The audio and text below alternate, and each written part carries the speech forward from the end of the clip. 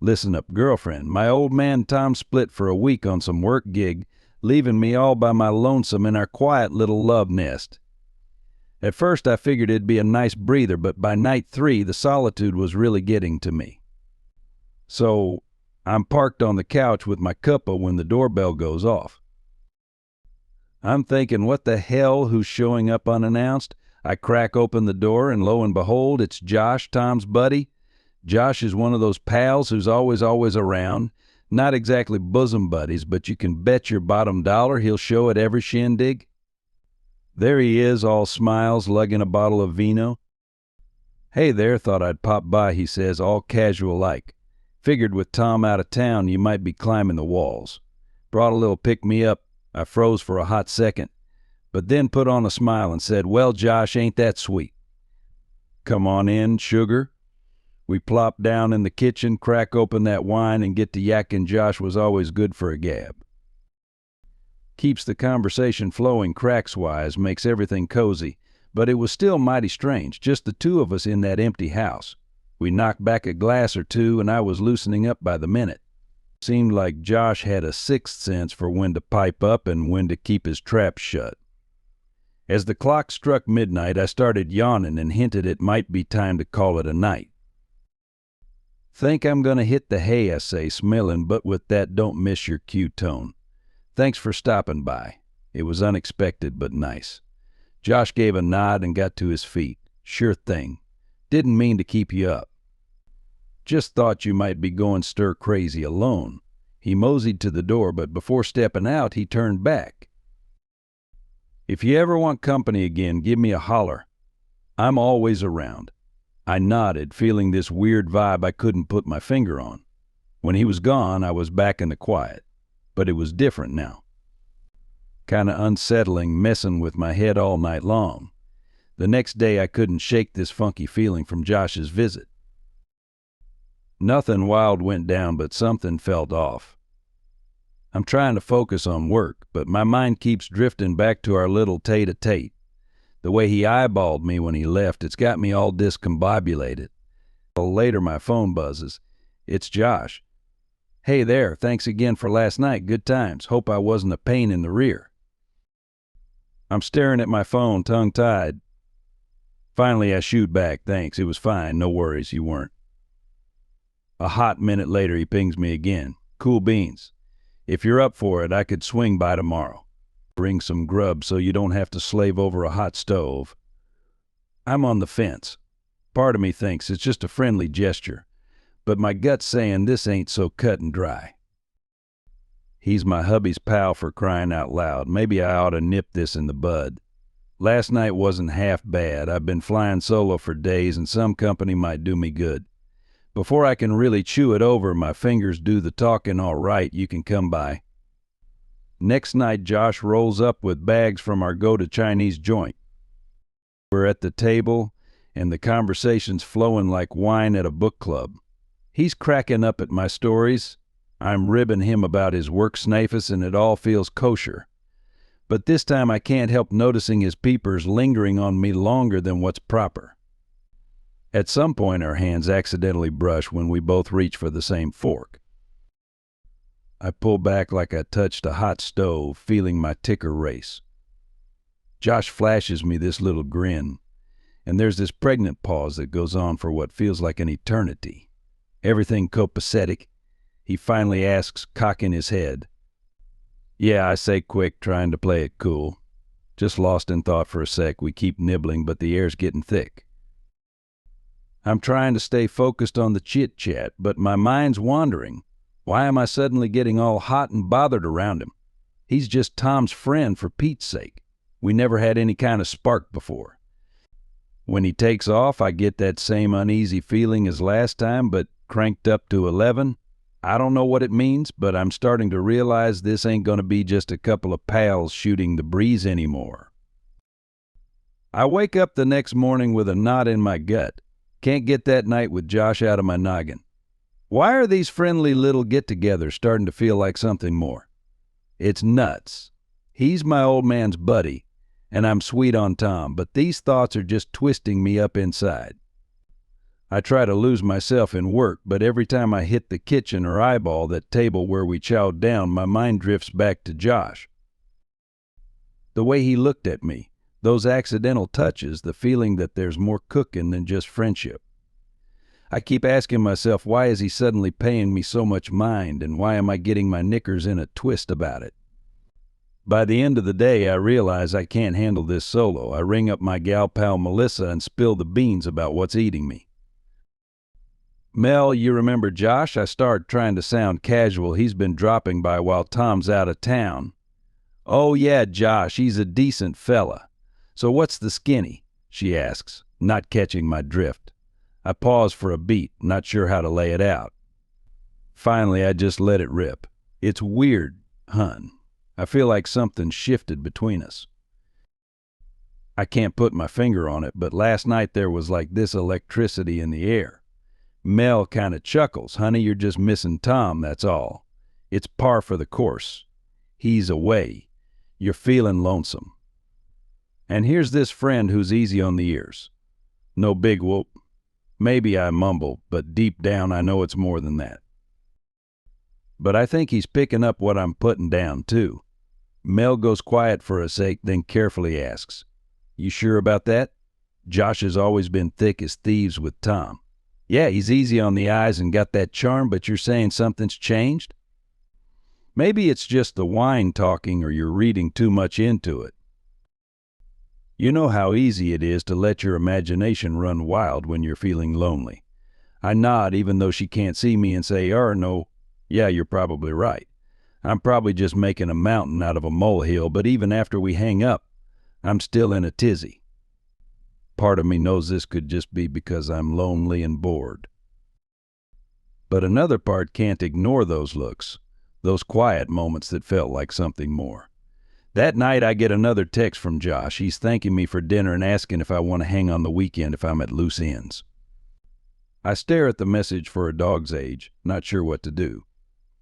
My mind's going back and forth between yeah and nah, but in the end I decide to put the kibosh on it.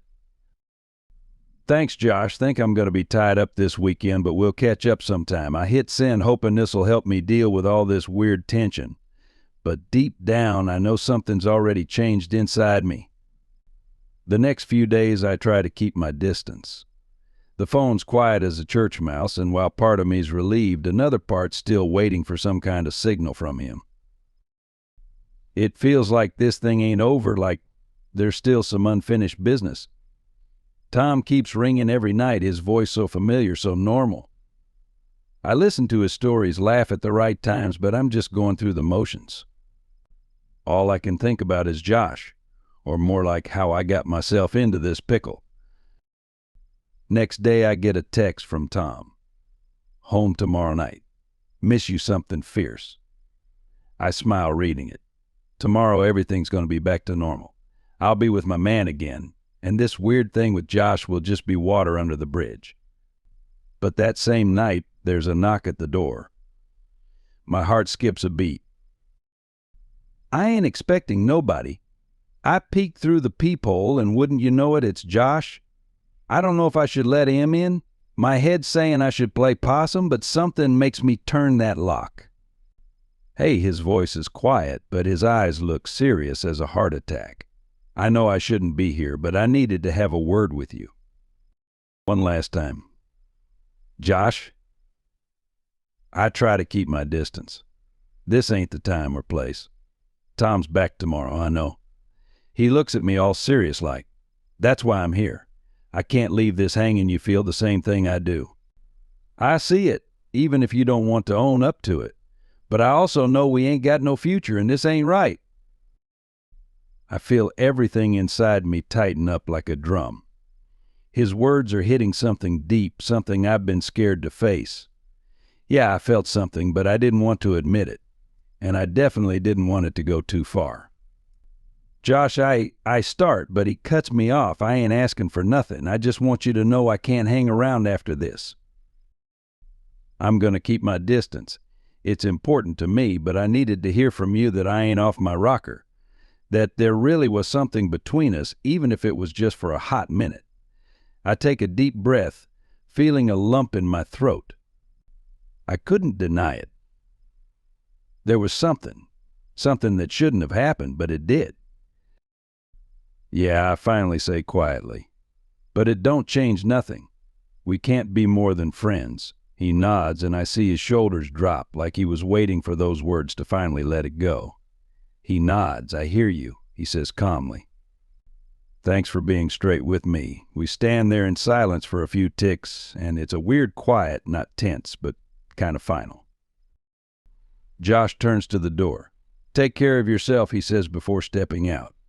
I close the door, feeling a wave of relief, but also this weird sense of loss, like something valuable just walked away forever. Even though that something was never supposed to be there in the first place.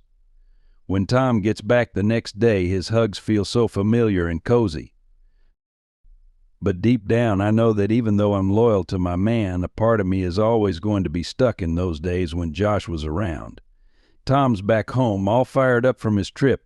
He hugs me tight, like always, and I feel that familiar warmth. His voice, his jokes. It's all part of our normal life, the one I'm supposed to be back in. We're sitting down for dinner chewing the fat about his trip. I'm laughing at his stories, but inside I feel hollow. Can't get Josh out of my head. His last words, the way he looked at me, they're haunting me. And even though I want to go back to my regular life with Tom, something's eating at me. Tom, not noticing what's going on in my head, keeps yapping about work, his buddies, and his plans. His life's just rolling on like normal, but I'm stuck thinking about what went down these past few days.